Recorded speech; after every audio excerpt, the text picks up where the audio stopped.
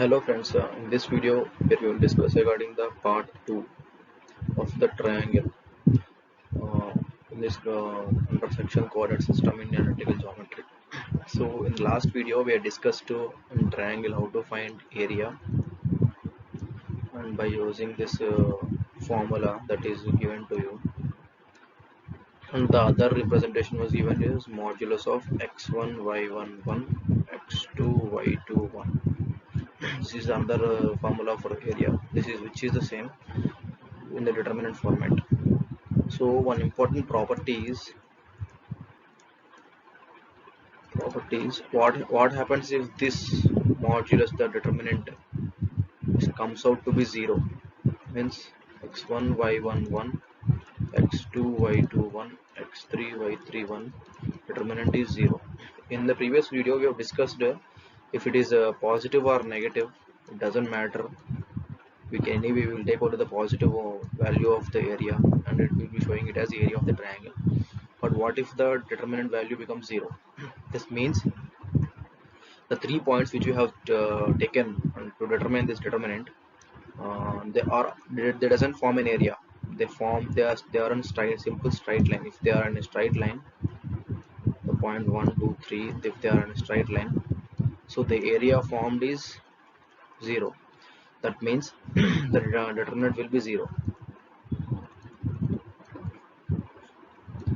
So from this one important property emerges.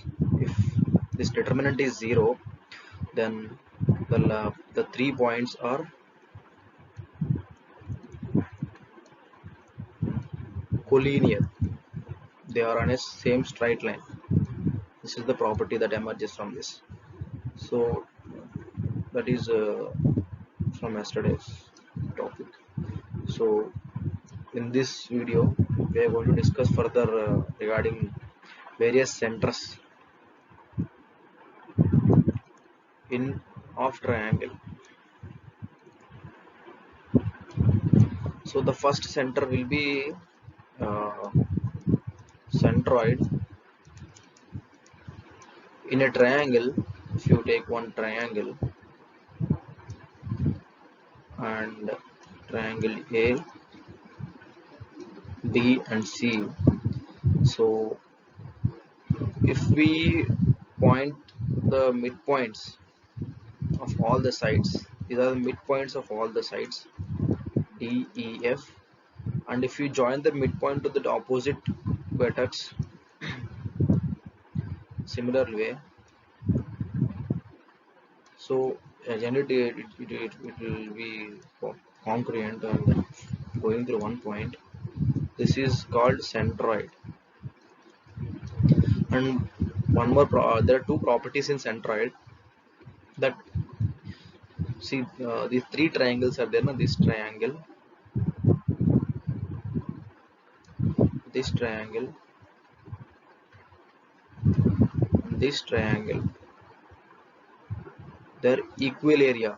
They have equal area. That means centroid divides the triangle in such a way that all the three triangles, sub-triangles that are formed will have equal area. That is one property. And one more property is that this is called median. Okay, this is called this line that is joining midpoint of the side to the opposite vertex is called median.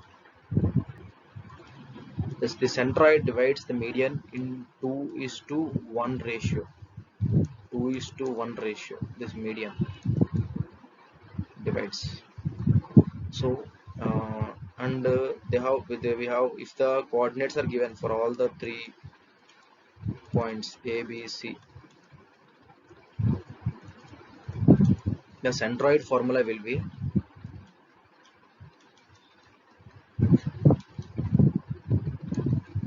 x1 plus x2 plus x3 by 3 y1 plus y2 plus y3 by 3. So this is the centroid formula. And next we'll be discussing about in center. The second one is in center. So how does the in center forms in a triangle? So similarly we draw one triangle here, A, and C. Okay, what we will do is we draw angular bisectors of all the angles. This is angular bisector. This divides the entire angle into two equal parts.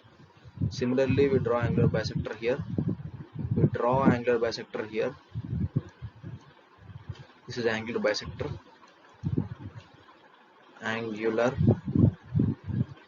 bisectors. If you draw these three angular bisectors, then the center which is formed is called incenter. Okay, and with this incenter you can draw one incircle. Okay, means we can inscribe a circle with this incenter. With incenter as center, we can inscribe a circle. Okay, and if you know these sides lengths a, small b, and small c, and its this is coordinate points x2, y2, and x3, y3, x1, y1, x2, y2, and x3, y3. So the incenter is given by formula ax1 plus bx2 plus cx3 by a plus b plus c, comma ay1 plus by2 plus cy3 by a plus b plus c. This is the formula for incenter. Similar way, there is one more thing called excenter. Means we can draw three excenters and corresponding three excircles.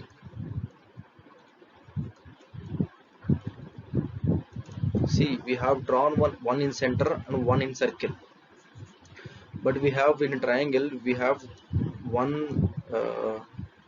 three excenters and three excircles.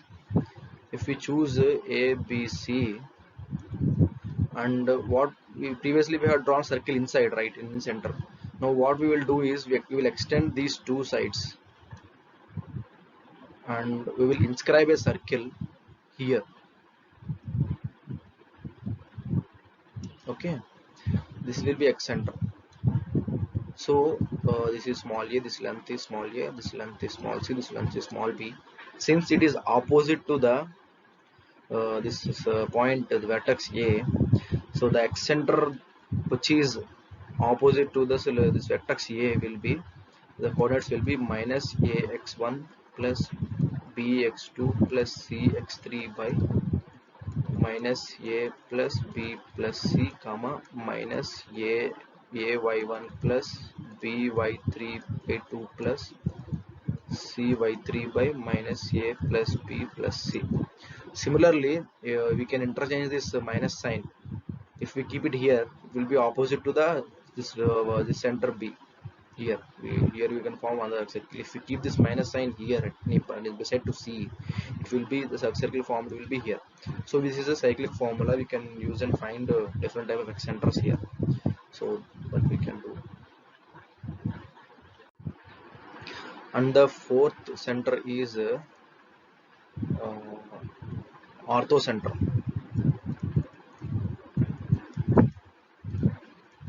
Orthocenter. So if a triangle is given to you, A, B, and C, if you draw a perpendicular from this vertex onto this AB, similarly, if you draw a perpendicular from that vertex onto this BC, if you draw a perpendicular from that vertex B onto the AC, this is called orthocenter, and these are called altitudes. So orthocenter is formed in this way, and orthocenter we can denote it as O dash, and previous one we can denote the centroid as G. Okay, and the orthocenter formula will be, this is a little not conventional to see this formula anywhere, but anyway I'm giving the formula: x1 tan A plus x2 tan B plus x3 tan C by tan A plus tan B plus tan C, comma.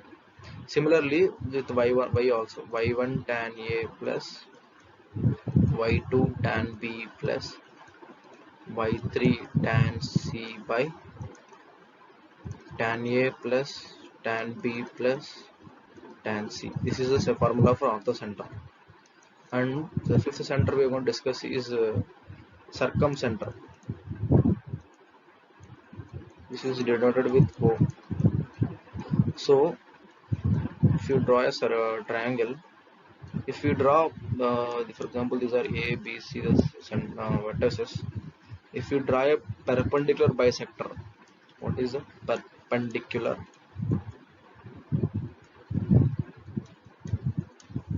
bisector? If you draw a perpendicular bisector on all the side, for all the sides, of course you don't, it doesn't look like a perpendicular bisector, but anyway, this perpendicular bisector, this length and this length are equal, this perpendicular to this line. If you draw these perpendicular bisectors, the intersection of all these perpendicular bisectors is called circumcenter. And by using circumcenter as a center, we can draw one circumcircle which with all these vertices on the circle. This is called circumcircle. Circumcircle. And the coordinates means the value of the circumcenter will be, this is also little unconventional, sine 2a plus x2 sine 2b plus x3 sine 2c by sine 2a plus sine 2b plus sine 2c. Since the a is x1 y1, b coordinates are x2 y2, c coordinates are x3 y3, and these angles are given to you: angle A, angle B, angle C in the previous formulas also. Similarly for y you can do similarly, just replacing the x1 by x2 and x3 with y1, y2, y3 by, so this way you can get this y coordinate also. So this is a circumcenter. And next we will be talking between the relation between O circumcenter, G centroid, O dash orthocenter. So these 3 points which are inside a triangle, they are collinear, means they lie on a same straight line.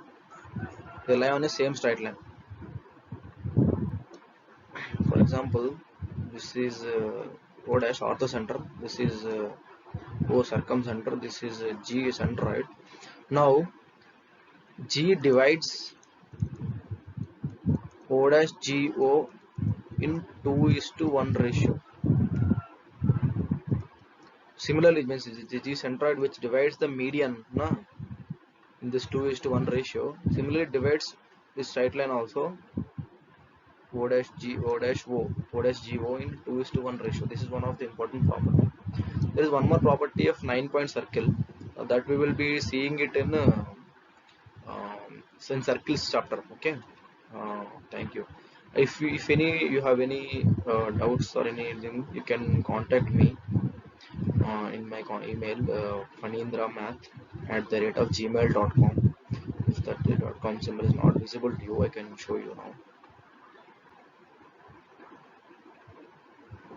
See, you can see my mail, complete mail.